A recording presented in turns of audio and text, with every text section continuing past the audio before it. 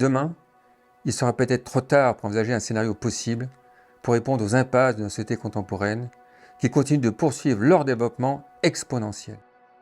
Toujours plus de croissance économique, d'exploitation forestière, de tourisme mondialisé ou encore de consommation de biens manufacturés.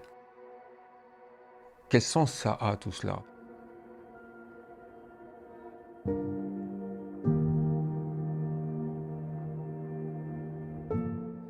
C'est toute une histoire humaine et scientifique par laquelle j'ai essayé à un moment donné de m'interroger sur, au fond, qu'est-ce qui se passe dans la société moderne pour comprendre l'évolution des pratiques. Pendant un certain temps, j'ai observé les pratiques récréatives en nature pour vous dire, au fond, pourquoi les gens pratiquent et pourquoi, dans certains cas, on voit des dynamiques apparaître et qui invitent les gens à s'embarquer dans des histoires fabuleuses. Il y a cette idée de dire que la transition, elle ne concerne pas simplement, je dirais, les grands sujets d'importance, mais que les pratiques récréatives, elles sont aussi concernées par cette intention de recomposer nos rapports au vivant. Et tout mon travail pendant un certain temps a été d'analyser ces formes culturelles, les transformations et les recompositions en cours. Puis à un moment donné, je me suis aussi intéressé au monde rural, au territoire et les lieux dans lesquels ces pratiques prennent forme, prennent corps et s'enracinent.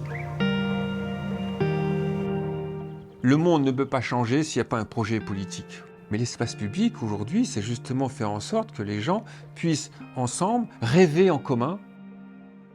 On veut adhérer à se sentir habitant du territoire.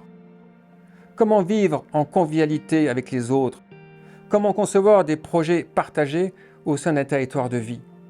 Comment développer des espaces traditionnels capables de relier les gens dans des ensembles résilients ? 3 ensembles de communautés de communes acceptent de participer à ce programme de recherche. 3 ans de travail, à la fois pour convaincre les élus et de notre côté convaincre les financeurs que oui, il y avait vraiment 3 territoires qui voulaient jouer le jeu avec une université, un centre de recherche et derrière un chercheur qui s'engageait sur une expérimentation qui était réellement nouvelle puisqu'il ne s'agissait plus d'observer comment un territoire pouvait se transformer, mais de provoquer des éléments qui pouvaient susciter la transformation. Oui, on peut montrer que Récréataire peut jouer un rôle dans les politiques publiques, mais en même temps, on n'est pas sûr de là où on va arriver. Les élus qui se sont engagés sur ce programme ont-ils vraiment compris au départ là où on voulait en venir ? Disons qu'au départ, le programme était assez difficile à appréhender. C'était assez complexe, on ne savait pas trop où ça allait nous mener. On a dû lutter un peu aussi contre les a priori des élus qui disaient mais qu'est-ce que on n'a pas besoin d'études, on a besoin d'action. J'avoue avoir eu une difficulté un petit peu d'appréhension. Comment se positionner en tant qu'élu, en tant qu'acteur du territoire. Il faut faire des enquêtes. Mais faire un audit, c'est s'intéresser à comment accompagner les décideurs en évaluant la qualité de développement d'un système récréatif localisé. On sait qu'aujourd'hui, il faut aller vers un tourisme de qualité, plus que de quantité, mieux accueillir, mieux former. Je savais que ça allait mettre un petit peu du piment dans le contexte local. Donc l'idée, c'est effectivement d'être innovant, de penser autrement, d'associer tous les acteurs. Bien, il a fallu avoir des personnes relais. Il a fallu avoir des acteurs ou un contact avec quelqu'un d'un territoire qui ont pu, par cet intermédiaire, jouer cette fonction de traducteur. C'était un vrai défi. J'ai d'abord dû vraiment me frotter à un nouveau type de vocabulaire, à une ambition forte aussi. Je pense que ça a aussi re-questionné le rapport au territoire, élus territoire, techniciens du tourisme territoire, techniciens des collectivités, même professionnels et territoires. Je pense qu'on part ensemble cette fois. On prend un peu de la hauteur, on va s'interroger sur l'ADN du territoire, les spécificités, la singularité de ceci et comment les sports de nature vont permettre de mettre en avant celle-ci. Ils se sont rendus compte qu'ils avaient des morceaux d'études, etc., mais qu'ils n'avaient pas de vision globale. La majorité n'avait pas un projet culturel. On peut vous apporter des choses. Et c'est là que Récréataire avait toute sa place. Justement, on manque peut-être un petit peu d'audace et d'inventivité et de créativité. Ils se positionnaient contre un modèle ou ce que représentait un tourisme un peu de masse. En dehors de l'Ardèche, qui affichait un positionnement hyper moderne dans la valorisation d'ambiance audacieuse, épicurienne et ressourçante, peu de marquage culturel est observable. Puis bon, l'audit a quand même permis de partir à la rencontre d'acteurs de terrain et ça leur a permis de travailler le démarrage de la phase 2 pour la constitution de collectifs. Après la réalisation de ces audits, le temps est venu d'embarquer les territoires dans la fabrique de laboratoires récréatifs.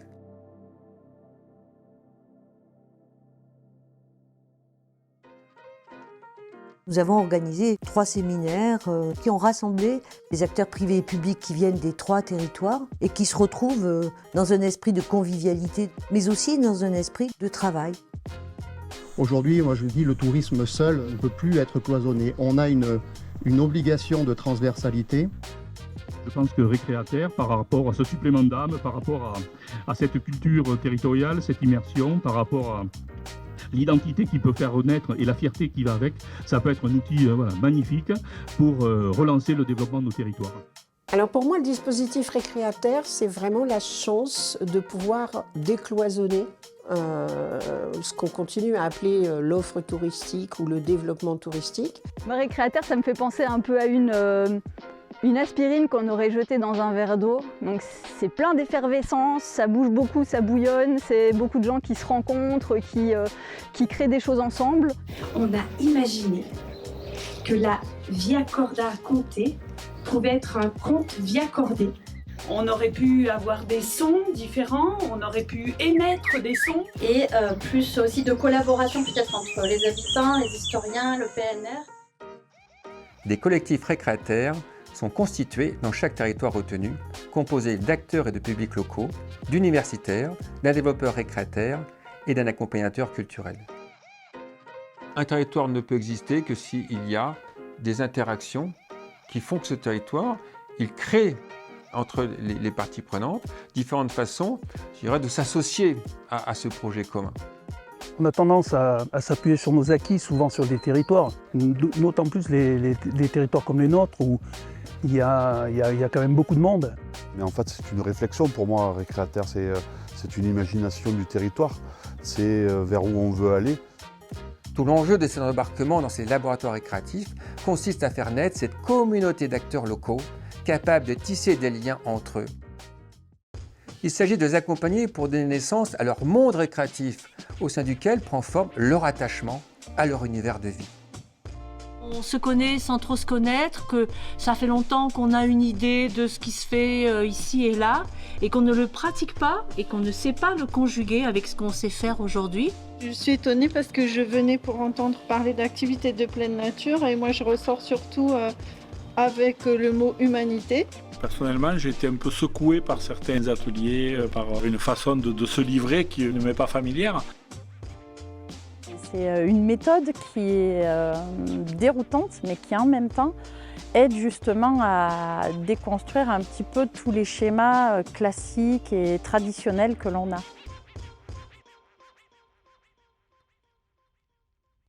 Des immersions dans les lieux référents, des rencontres avec des locaux, des échanges interculturels et professionnels et des explorations esthétiques et artistiques constituent autant de révélateurs du possible récréatif envisageable. Il faut pouvoir envisager de permettre aux gens de prendre le temps de voir les choses autrement. Et ce qui a été gagné dans Récréataire, c'est voir les choses autrement. Récréataire, je pense que ça a permis de mieux les faire réfléchir à qui ils sont et surtout quelles sont leurs valeurs, quelles sont les valeurs qu'ils veulent porter, défendre collectivement. On a vu des collectifs dans Récréataire qu'on n'avait jamais vus avant. On a mélangé des gens des Gorges, des gens d'Écosse, des gens des Cévennes, qui en kilomètres n'étaient pas très loin, mais qui ne se connaissaient pas peut-être tout le temps. Il y aura toujours ce noyau important qui sera là, ce sont des ambassadeurs dans notre territoire. Ce voyage au centre de la Terre va vous ravir et le maître mot qui nous a permis de construire ce voyage, ça a été de vous faire rêver. Il y a quelque chose qui nous a envie de se sentir habitants d'ici et de se sentir bien Et l'idée de dire qu'on peut s'en sortir bien aujourd'hui que si on partage des choses avec d'autres. Il faut absolument que Récréataire continue à assumer parce qu'il va falloir qu'on teste. Il aurait pu y avoir un renfort de lien sur le sens par de la narration sur des temps de déplacement. Une fois le monde récréatif propre à chaque territoire qualifié et défini dans ses grandes lignes, est venu le temps des applications territoriales via la mise en place d'ateliers de réalisation.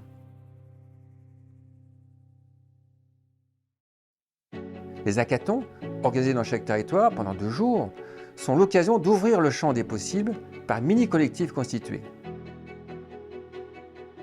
Comment faire en sorte que les gens ne sont pas seulement les uns côté des autres, mais aussi ensemble, ils vont essayer de rêver sur une configuration par laquelle le territoire prend vie.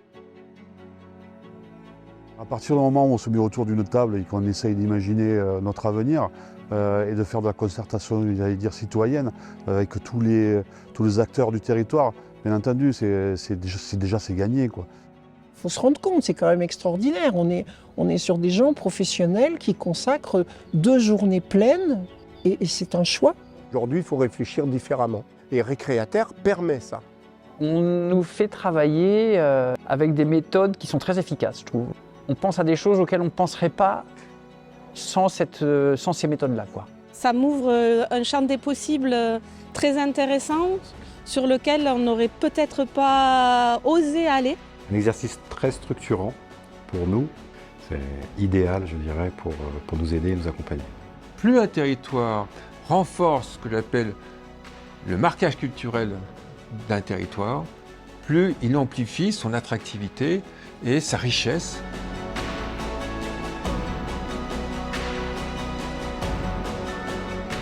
L'intérêt de ce projet, c'est justement de réfléchir à comment on met plus de culture et d'ancrage local dans le tourisme et dans les activités de pleine nature et tout ça. Et moi, en tant que musicien artiste, je vais avoir un rôle à jouer.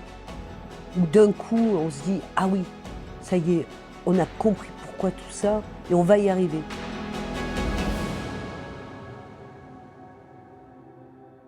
Le génie de la Truyère propose de passer du viaduc de Garabie à la pierre granitique de Saint-Marc pour habiter le granit de multiples expressions artisanales, religieuses, mais aussi imaginaires. Dans le Cézallier, le voyage se transforme en couleur de saison, combiné avec les mystères d'un patrimoine rural et traditionnel, relooké. Sur les traces de Martel, le parcours de la Vénormand vous projette dans les ombres et lumières du Cosme Méjean, tout en se mettant en connexion avec les chevaux de Przewalski et les sensorialités du territoire. On a eu, je trouve, moi, dans ce programme, cette chance d'avoir cette forte singularité dans le Cantal qui nous permet de confronter les regards sur les 3 territoires pour une suite éventuelle ou pour une appropriation de ce programme par des territoires qui ne seront bien évidemment pas les mêmes.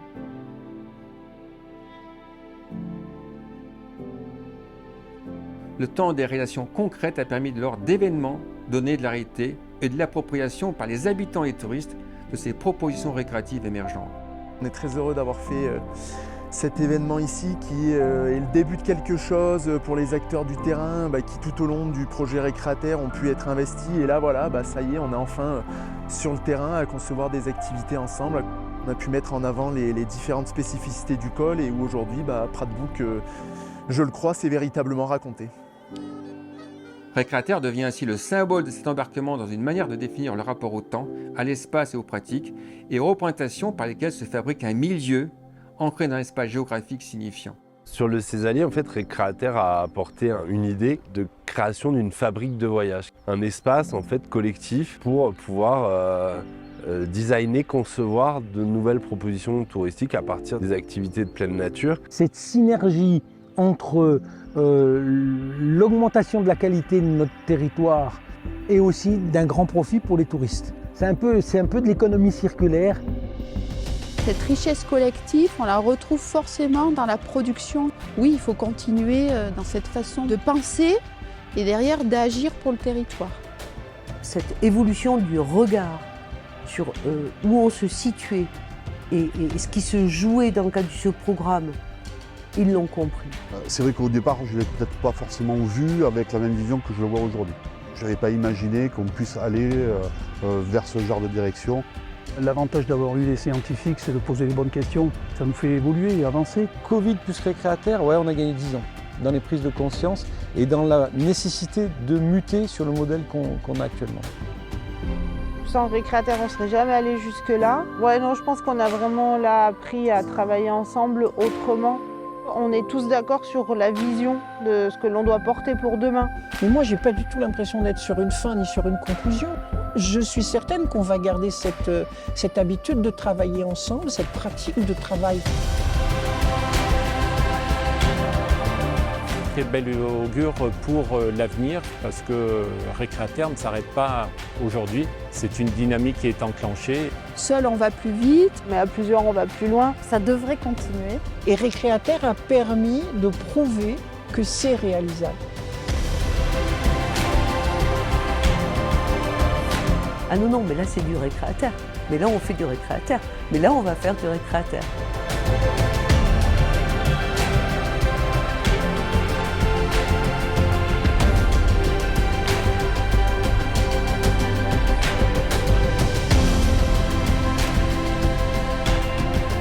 Une véritable aventure humaine extrêmement riche. Il faut absolument qu'on continue ensemble.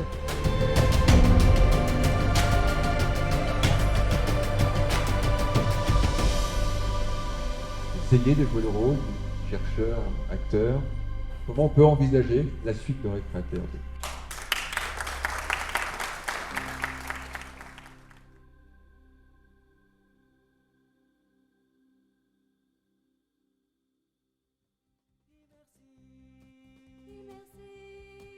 Recosmopolisation du vivant, attractif, flow zéro compatibilité, autochtonie récréative, anticipée, dans la trame culturelle territorialisée, éco-socio-système automatisé et connecté.